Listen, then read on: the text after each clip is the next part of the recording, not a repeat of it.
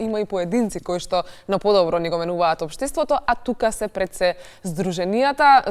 Таков пример е здруженијето Арно, кое што одбележува 13 години постоење. По тој повод ни гостува и основачот на здруженијето Ирина Јаневска. Разговараме за изминативе 13 години што ќе биде во фокус за нивните наредни проекти и планови, меѓутоа и ќе офатиме дел од бесплатната онлайн работилница која што е наречена Google Maps за почетници. Што ова значи, дознаваме во продолжение. И среќен роден ден, Среќен роден ден, секако. За Арно за убаво, да. За Арно за убаво.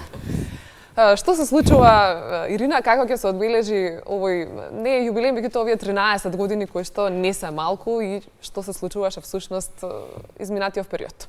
Многу работи се случува овие 13 години, меѓутоа и веќе кажеме дека одлуката денес да си го прославиме роденденот со бесплатна онлайн работилница е една символична одлука, затоа што од почетокот на годинава до ден денесен беше многу неизвестно како ќе функционира нашето здружение. Знаеме дека во моментот граѓанскиот сектор не е во најдобра состојба, со повлекување на војните, со многуте кризи во светот, фондовите се пренасочија за други цели, меѓутоа ние некако успеавме да се пронајдеме, да најдеме правец и како што најавивме нели за сите оние заинтересирани граѓани дека остануваме на мапата на граѓанскиот сектор.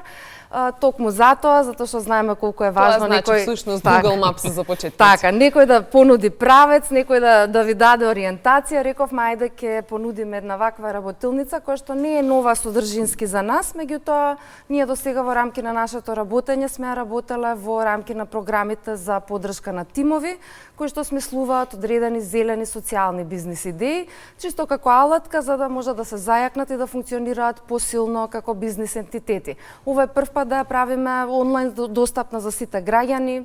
Ета, символиката е таа и сметаме дека доаѓа во вистинско време, особено кога еве сега одат сите на одмори, ќе им треба како полесно да се снајдат во поголеми градови или како да си го испланираат патувањето полесно. 13 е вашиот среќен број. Па и мојот, морам да кажам дека и јас сум и друга символика. Ете така. Ирина, за кого се наменета оваа работилница и дали потребно е некакво претходно познавање на оваа алатка или не знам кој може да се пријави, се како да се стигне до... Информацијата е достапна на социјалните мрежи, ние пративме соопштение до медиуми минатата недела, многу медиуми не поддржаа и многу сме благодарни, исто и вам за медиумскиот простор. Станува збор за пријава, која што секој може да кликне, да остави основни податоци, најважно ние да има контакт имејл за да може да му пратиме линк. Работилницата се случува денес напладне на платформата Zoom. Луѓето треба само да се вклучат и пред себе да го имаат телефонот кој што веќе има инсталирано оваа апликација. Не им треба никакво предзнаење, ние веќе од прејавите гледаме дека има доста голем интерес, немаме ограничен број на учесници затоа што сме онлайн, не во физички простор. Гледаме дека има учесници со малку понапредни знаења, така да ќе биде комбинација, меѓутоа целта ни е да немаат, да луѓето да не се плашат да ја отворат оваа алатка и да видат какви се можности нуди. Значи дека не е само и за планирање на превоз, туку има и други интересни кориснички подобности кои што може да ги користат. Ирина, зошто е денес важно секој граѓанин да има малку поголемо знаење и да се едуцира малку повеќе на тема дигитализација и дигитални вештини и всушност оваа алатка е дел од една многу поголема платформа, односно проект, за што точно станува збор и како ќе се развива тоа во иднина? Токму така, денес ние живееме во општество во кое што доминираат технологиите и не секој граѓанин знае да ги користи безбедно и со доверба. Ова е само една алатка која што покажува дека ние навистина мора да знаеме да ги користиме, не само за информирање, туку и за користење на услуги, комуникација со институциите. Меѓутоа треба да внимаваме на сите оние аспекти. Првото е да сме безбедни, да ја заштитиме нашата приватност, меѓутоа понатаму и критички да размислуваме, а сега со вештачката интелигенција исто така и да обрнеме внимание на етиката. Станува збор значи за проект кој што е поддржан од програмата на Европската унија Erasmus+. Имаме многу силни партнери, 2 мрежи од Белгија и 1 универзитет од Атина. Во моментот се развива платформа која што исто така ќе биде бесплатна со овие содржини за кои што се наменети за сите граѓани, секој ќе може да се вклучи и да се образува. Ке има и теоретски дел, меѓутоа и практичен како денес да функционираме и да навигираме во ова дигитално општество. Исто така, во моментов се собира и збирка на добри практики, како во земјите се работи на овие теми преку интересни пристапи. Што друго планирате во наредниот период? Има ли некои други обуки или некои други проекти? Еве за прв пат ексклузивно ќе најавиме дека и оваа година 14-та поред. Така и го фативме гостувањето некако и по повод роден ден, меѓутоа и сите новитети кои што ќе се случуваат. И имате ексклузивата. Последниот роден ден. Така е. Да не е последен само. Се надеваме. Да овој сега. Веројатно не носиме таква среќа. Не измени толку. Не, имаме обврска, имаме подпишано договор, имаме проекти за уште 3 години, знаеме дека ќе постоиме. Значи 15-ка ќе се заокружи како и да. Така е. Ќе си работиме посветено, можеби немаме толку во квантитет проекти, меѓутоа и тимот е помал и сакаме да работиме квалитетно, да си го задржиме нивото на работа. Она што следува, еве, во септември ќе го објавиме повикот за зелени бизнис идеи, нешто што е дел од нашата ДНК, така и настанавме. Станува збор за регионален надпревар и повторно секој може да се пријави и основани и само тимови кои што имаат идеја како нашата земја, дури и подалеку, преку зелен бизнес да ја направат подобро место за живење, значи да прават добро за природата, правејќи бизнес, меѓутоа и за заедниците да го има да има оној елемент на инклузија, односно вклучување на заедниците. И она што го работиме, сега малку повеќе позадински ќе го работиме, развивање на импакт заедница.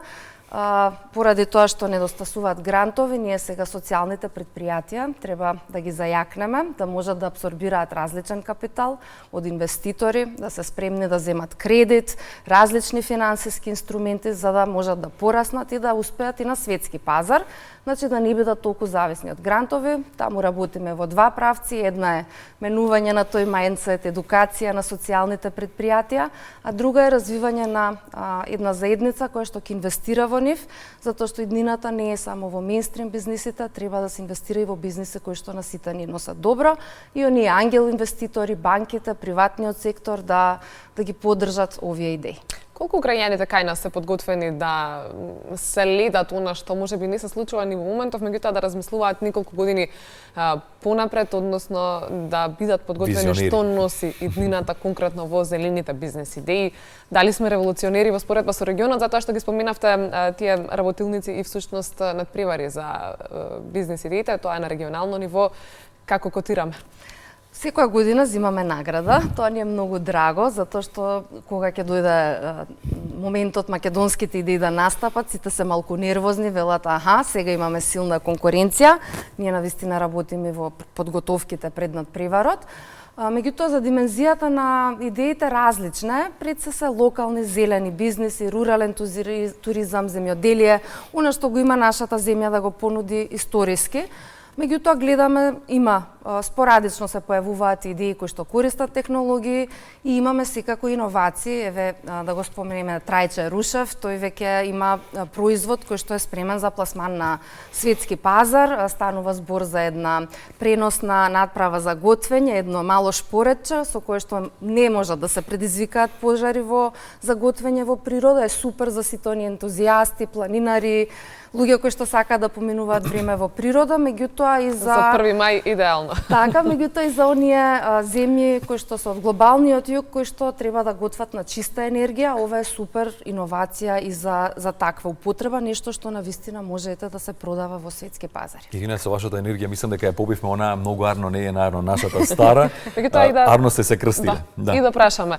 Арно сега и Арно пред 13 години, што е она што еве ти како основач го гледаш како најголема разлика и промена? Флуктуација на тимот, навистина многу луѓе дојдоа, оставија свој белег во организацијата. Во однос на темите стратешки ние се држиме блиску до она за што сме основани, тоа се пред се зелените социјални бизнеси и општествените иновации. Имаме прилика да соработуваме со многу земји од светот, не само и во Европа и подалеку, и да носиме иновација кај нас. тоа е она што е исто од самиот старт. На почетокот еве би рекла дека ние имавме многу потесна визија блиску до она што е денешната тема, да промовираме технологии за општествено добро, меѓутоа ни беше многу тесна таа мисија и така се прошири нашата стратешка мисија.